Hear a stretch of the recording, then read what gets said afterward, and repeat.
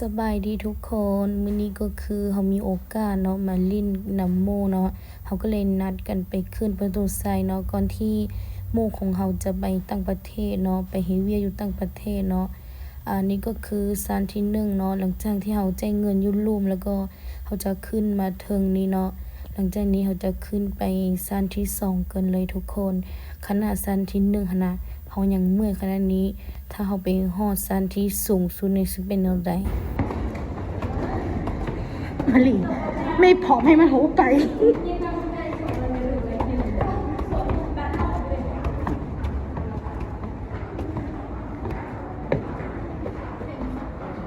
นี่ก็คือ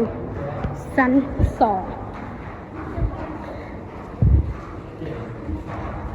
โอ้ยขอชีวิตเถอะ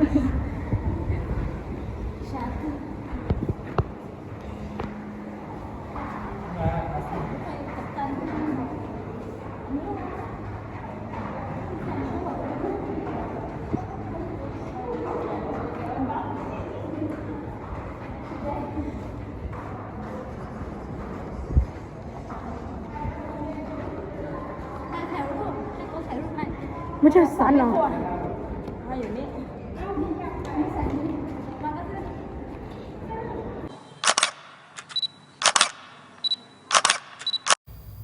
แล้วก็หลังจากที่พวกเขาถ่ายรูปมาแล้วเนาะเขาจะขึ้นไปต่อกันเลยทุกคน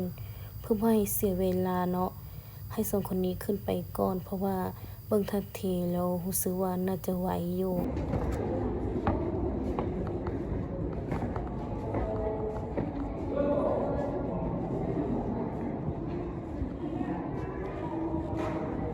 เมื่อยปะปวดชา他啥？หายใจ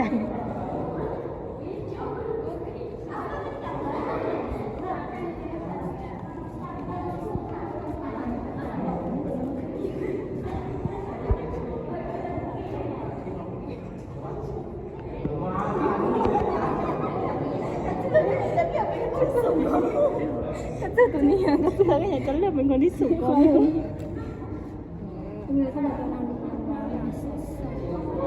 ผู้เบามือนั้นอย่างอยู่ผู้เบามองอย่างอยู่อยู่ไปใส่ เป็นผู้โชคดีได้นี่นั่นแหละอุ้ยน่าจะได้ขั้นนี้ตัวนี้ก็ต้องก่อนหนึ่ง หนูไม่ได้เชิงโรค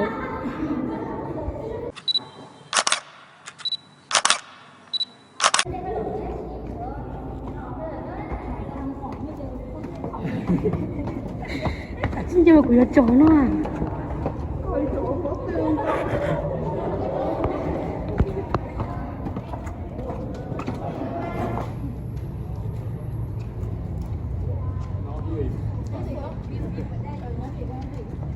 แล้วก็หลังจากที่พวกเขาขึ้นมาฮอดแล้วเนาะเขาจะมาให้ทางหน้าให้เบิ่งว่าวิวเป็นแบบใดเนาะมันจะมีน้ำพุแบบนี้แล้วก็จะมีคนมาถ่ายรูปอยู่น้ำพุนี่เนาะ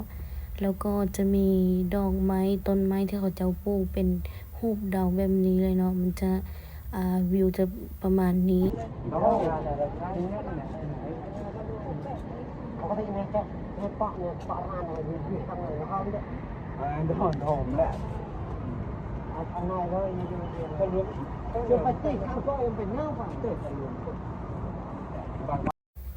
แล้วนี่ก็คือทางหลังของประตูไซเนาะจะมีเส้นทางยาวซื่อๆแบบนี้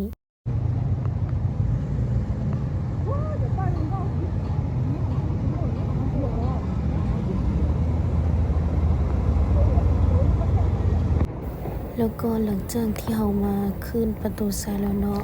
ก็ได้เวลาที่เราจะไปส่งโมไปเห็นเวียแล้วเนาะทุกคนไปกันเลยตอนนี้ก็คือพวกเรามาฮอดสนามบินแล้วเนาะเราถามว่าได้กินข้าวแล้วบ่พวกเราก็ตอบว่าบ่ได้กินข้าวเนาะเราก็เลยเอาข้าวมาให้พวกเรากิน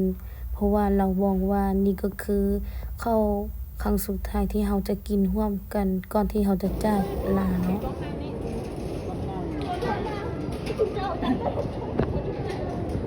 จือมาไวน้องหมอชัวร์กินข้าวครั้งสุดท้ายก่อนจากลา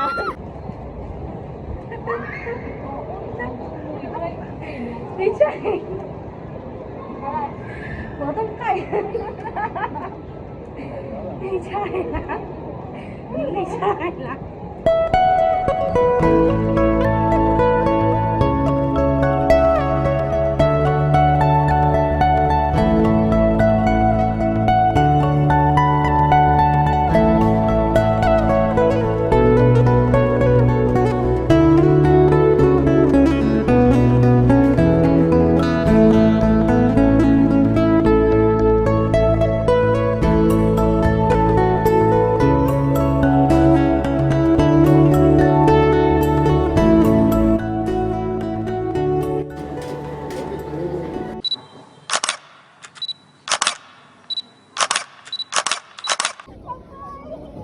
อย่าไป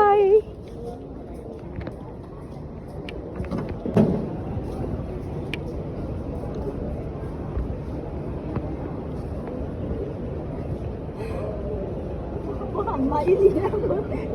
มันไม่หันมาจริง อ๋อใจหายเลยอ่ะที่เป็นนี้แต่เขาก็ใจหายนะจ๊ะ